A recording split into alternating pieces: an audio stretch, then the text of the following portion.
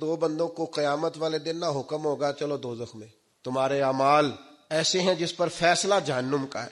دونوں بندے ہیں، ایک نے دوڑ لگا دی دوزخ کی طرف، دوڑتا جا رہا ہے تیزی سے، اور دوسرا نہ ایک قدم آگے رکھتا ہے پھر پلٹ کے پیچھے دیکھتا ہے، پھر ایک قدم آگے رکھتا ہے، فرشتے لے جا رہے ہیں، پھر پلٹ کے پیچھے دیکھتا.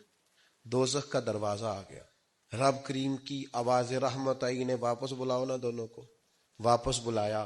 سارا کچھ جاننے والا رب پوچھتا ہے وہ جو دوڑ کے گیا تھا اسے پوچھتا ہے دوڑ کے کیوں گیا تو؟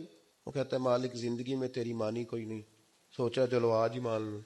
اللہ کی رحمت کو جوش آیا، فرمایا اسے تو بھیجو نا جنت میں. چلو اس وقت ہی صحیح اطاعت کا جذبہ تو بیدار ہوا نا. دوسرے سے پوچھا بھائی تو کیوں نہیں جا رہا تھا؟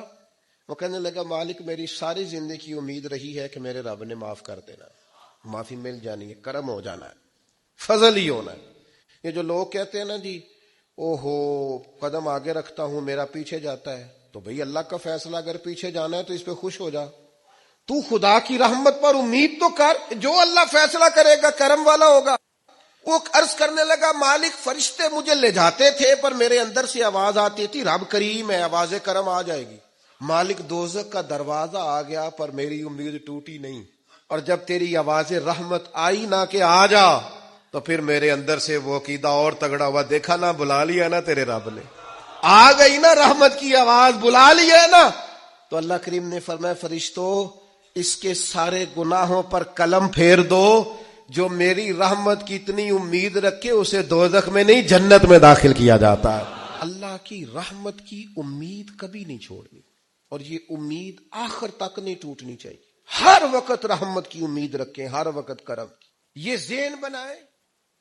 حضور علیہ الصلوۃ والسلام نے نا صحابہ سے فرمایا سارے مسجد میں جمع ہو جاؤ میرے ممبر کے پاس. لوگ جمع ہو گئے. اللہ کے حبیب علیہ السلام نے ایک قدم ممبر کی سیڑھی پہ رکھا، فرمایا آمین. پھر دوسری سیڑھی پہ قدم رکھا تو فرمایا آمین. پھر تیسری پہ قدم رکھا تو فرمایا آمین. صحابہ کو بڑا تجسس ہوا، انہوں نے بعد میں عرض کی یا رسول اللہ بندہ نوازی کرے، یہ کیا معاملہ تھا؟ تو حضور فرمانے لگے میرے پاس حضرت جبریل امین حاضر ہوئے، یہ رحمت للعالمین نبی کی بات سنا رہا ہوں. حضور کریم ہے. کریم فرماتے ہیں کہ حضرت جبریل آئے اور میں نے ابھی ممبر کی پہلی سیڑھی پر قدم رکھا تھا تو انہوں نے عرض کی یا رسول اللہ ہلاک ہو جائے وہ شخص جو آپ کا نام سنے اور آپ پر درود و سلام نہ پڑھے. تو میں نے کہا آمین. پھر حضرت جبریل عرض گزار ہوئے یا رسول اللہ صلی اللہ تعالی علیہ وسلم وہ ہلاک ہو جائے جس نے بڑھاپے میں والدین کو پایا اور ان کی خدمت کر کے بخشش نہ حاصل کر سکا. میں نے کہا آمین. پھر حضرت جبریل نے عرض کی یا رسول اللہ ہلاک ہو جائے وہ شخص جس کو زندگی میں رمضان ملا پھر وہ اپنی بخشش نہ کرا سکا، وہ ہلاک ہو جائے. حضور فرماتے میں نے بھی کہا آمین. اللہ تعالی ہم سب کو محفوظ فرمائے. دلی میں ایک درویش تازی بارش ہوئی تھی تو لکڑی کے جوتے پہنے کھڑاؤں میں اللہ اللہ کرتا گزر رہا. ایک طوائف اور اس کا تماش بین یار سیڑھیوں سے نیچے اتر کے نا چھت سے نیچے اتر کے سیڑھیوں میں بیٹھے تو بابا لکڑی کے جوتے پہنے چیکڑ تھا موج میں جا رہا. اس طوائف کے کپڑوں پہ تھوڑا سا کیچڑ پڑ گیا تو اس کا یار اٹھ کے آیا، اس نے ایک تھپڑ مارا بزرگ کے منہ پہ، کہنے لگا دیکھ کے نہیں چلا جاتا. بابا جی کہنے لگے بیٹے اللہ تیرا بھلا کرے، باقی بوڑھا ہو گیا وہ اب صحیح نظر نہیں آتا، غلطی ہو گئی. تھوڑا سا آگے گئے تو ٹھنڈ کا موسم تھا، ایک حلوائی دودھ گرم کر رہا تھا. اس نے بابا جی کو آتے دیکھا تو بھاگ کے گیا، بازو سے پکڑا، پھٹے پہ بٹھایا، گرم گرم دودھ کا پیالہ دیا. بابا جی نے بسم اللہ شریف پڑھ کے دودھ پیا، پورا پیالہ پی کے کہنے لگے یا اللہ تو کتنا بے نیاز ہے، کہیں دودھ پلاتا ہے کہیں تھپڑ مرواتا ہے. بابا جی وہیں بیٹھے تھے تو پیچھے سے لوگ دوڑے آ گئے. نے آ کے کہا بابا اللہ کے ولی بد دعا تو نہیں دیتے. فرمایا کیا ہوا؟ کہا وہ جس نے آپ کو تھپڑ مارا تھا نا وہ چھت پہ چڑھا ہے، اس کا پیر پھسلا ہے، گردن کے بل گرا تو مر گیا ہے. بابا جی کہنے لگے اللہ کی قسم میں نے کوئی بد دعا نہیں دی. کہا نہیں آپ نے دی ہے. فرمایا نہیں دی. اس نے کہا دی ہے. تو بابا جی کہنے لگے پھر اصل بات سنا دوں.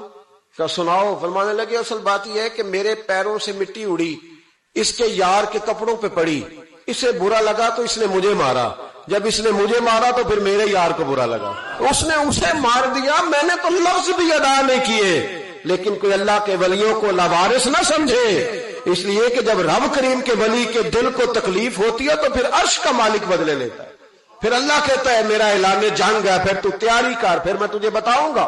تھوڑا سوچ کے بولیں، تھوڑا احتیاط سے بولیں، تھوڑا تول کے بولیں، کہیں ایسا نہ ہو کہ ایک فکرہ کسی اللہ کے بندے کی بے ادبی کا سبب بنے.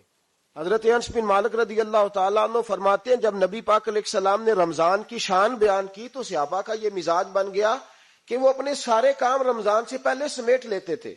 رمضان شریف سے پہلے سارے کام سمیٹ لیتے، لینے دینے کے معاملات صاف کر لیتے، خریداری ہو جاتی، گھر کے اندر کوئی کام کرانا ہوتا تو وہ رمضان سے قبل کرا لیتے.